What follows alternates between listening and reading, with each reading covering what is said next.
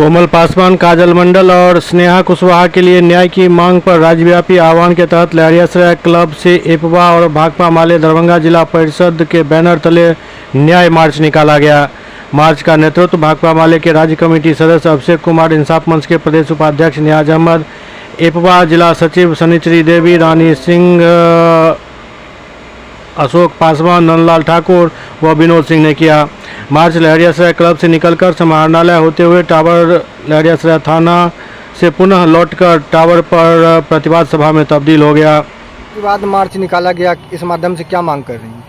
हम न्याय की मांग के लिए प्रतिवाद मार्च कर रहे हैं। काजल, स्नेहा और कोमल, ये तीनों हमारे बिहार की लड़कियां थी, जो हमारे देश की भविष्य थी, हमारे बिहार की भविष्य थी।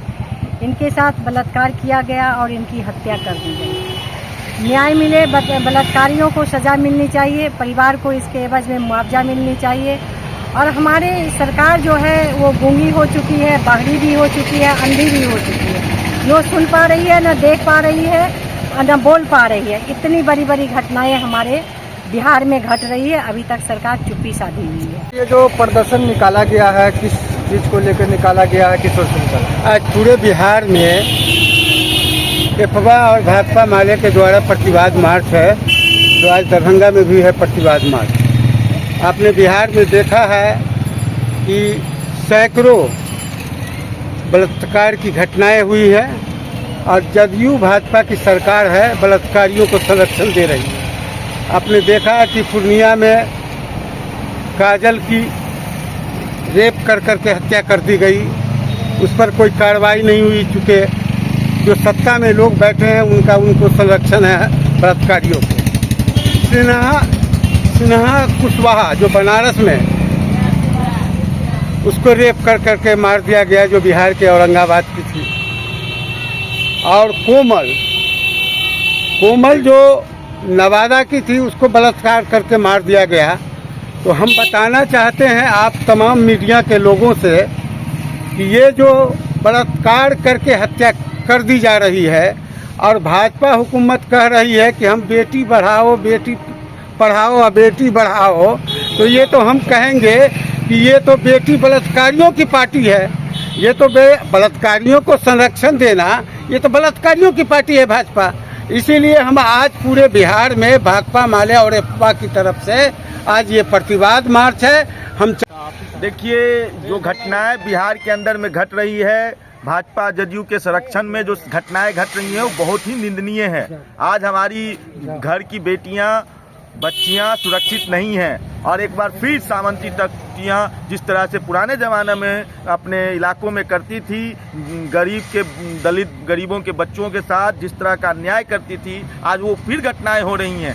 जो चाहे स्नेहा का मामला हो, चाहे कंचन जो पूर्णिया में केवल घास काटने गई थी लड़की, और उसको कहिए कि मंडल समुदाय की थी, धानुक समुदाय की थी, और उसके साथ बलात्कार करके उसकी हत्या कर दी जाती है। आज होली के दिन केवल वो लोजपा के नेता के जरिए कहिए कि केवल गाड़ी पर कहिए कि ये चल जाता है, कीचड़ उड़ जाता है तो गाड़ी से रौंद दिया जाता है। ये जो पूरी एक तरह से भाजपा जदयू राज में सामंती जो पुरानी परंपरा थी उसको लाने की जो कोशिश चल रही है, उसके खिलाफ हम प्रतिवाद करते हुए जो पीड़ित परिवार हैं, हमारी जो घर की बेटियां असुरक्षित हैं, उसको न्याय मिले और उन हमारे बेटी बच्चियों को जो बलात्कार की घटनाएं हो रही हैं उस पर यहाँ का प्रशासन, बिहार सरकार रोक लगाए और पीड़ित परिवार को 25 हज़ार का मुआवजा को लेकर के आज हम लोग पूरे बिहार में हमारा प्रतिवाद है। और कहेंगे आज जो प्रतिवाद मार्च निकाला गया है, इस माध्यम से क्या? जैसा कि आपको जानते हैं, जो कोमल पासवान, काजल मंडल